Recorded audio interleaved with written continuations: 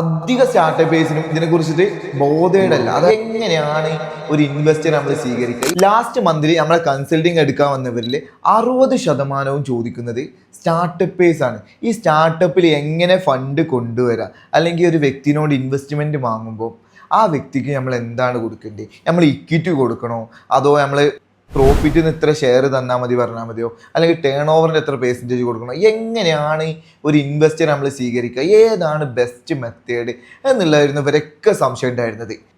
ഇതിന് നമുക്ക് എന്താ മനസ്സിലാക്കാൻ പറ്റിയ വെച്ചാൽ അധിക സ്റ്റാർട്ടപ്പേഴ്സിനും ഇതിനെക്കുറിച്ചിട്ട് ബോധേടല്ല. അത് നമ്മളൊരു സ്റ്റാർട്ടപ്പ് സ്റ്റാർട്ട് ചെയ്യുന്ന സമയത്ത് സ്റ്റാർട്ടിങ് തന്നെ അതിന് നല്ല ഗ്രോത്ത് വന്നോളുന്നില്ല. എന്നാൽ ആ ടൈമിൽ നമ്മളൊരാൾക്ക് ഷെയർ കൊടുക്കുകയാണെന്നുണ്ടെങ്കിൽ നമ്മൾ എന്ത് ചെയ്യും? എക്സാമ്പിൾ എടുക്കുകയാണെങ്കിൽ 1 കോടി രൂപ ഇൻവെസ്റ്റ്മെൻറ്റിൽ തുടങ്ങുന്ന പരിപാടിയാണെന്നുണ്ടെങ്കിൽ അതിലൊരാൾ 50 ലക്ഷം ഇൻവെസ്റ്റ്മെൻറ്റ് ചെയ്ത് കഴിഞ്ഞാൽ അതിന് 50% ഷെയർ ഹോൾഡിങ് നമ്മൾ ഇക്വിറ്റി അല്ലെങ്കിൽ ഷെയർ നമ്മൾ സ്റ്റാർട്ടിങ്ങിൽ കൊടുക്കുകയാണെങ്കിൽ 50% അവർക്ക് പോകും.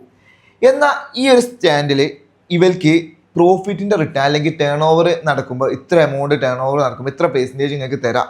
അഥവാ നമ്മൾ ഇക്വിറ്റി അല്ലെങ്കിൽ നിങ്ങൾക്ക് ഷെയറോ നിങ്ങൾക്ക് തരുന്ന സമയമാകുമ്പോൾ അത് ഞാൻ 2 വർഷം കഴിഞ്ഞിട്ടേ കൊടുക്കണുള്ളൂ എന്ന് പറയാം. മിനിമം 2 വർഷത്തെ ഗ്യാപ്പ് പറയാം. എന്നിട്ട് 2 വർഷം കഴിഞ്ഞിട്ടേ കൊടുക്കണുള്ളൂ എന്ന് പറഞ്ഞു കഴിഞ്ഞാൽ നമുക്കൊരു കോൺഫിഡൻസ് ഉണ്ടായിട്ടാണ് നമ്മൾ പരിപാടി തുടങ്ങുന്നത്. സ്റ്റാർട്ടിങ്ങിൽ 1 കോടി രൂപ വന്ന മുതൽ മുടക്കുള്ള കമ്പനിക്ക് ഒരു 2 വർഷം കഴിയുമ്പോൾ അതിൻ്റെ വാല്യുവേഷൻ എന്ന് പറഞ്ഞാൽ നല്ല ടേൺ ഓവർ ഉണ്ട് എന്നുണ്ടെങ്കിൽ, മന്ത്ലി നല്ല ടേൺ ഓവർ വരികയാണെങ്കിൽ നല്ല വാല്യുവേഷൻ കിട്ടും. 20-30 കോടിയാവും.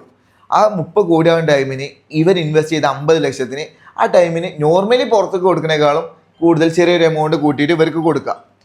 പിന്നെ ഇതിൽ കൂടുതലായിട്ട് എങ്ങനെ ഒരു ഇൻവെസ്റ്റർ നമ്മൾ കൺവിൻസ് ചെയ്യുക, അല്ലെങ്കിൽ ഇൻവെസ്റ്റർക്ക് നമ്മൾ എന്താണ് ബെസ്റ്റ് ഓപ്ഷൻ ഒരു ഇൻവെസ്റ്റർ എടുക്കുമ്പോൾ എന്നുള്ളതിനെ കുറിച്ച് കൂടുതൽ നിങ്ങൾക്ക് എന്തെങ്കിലും അറിയണമെങ്കിൽ താഴെ കാണുന്ന നമ്പറിൽ നിങ്ങൾക്ക് കോൺടാക്ട് ചെയ്യാവുന്നതാണ്.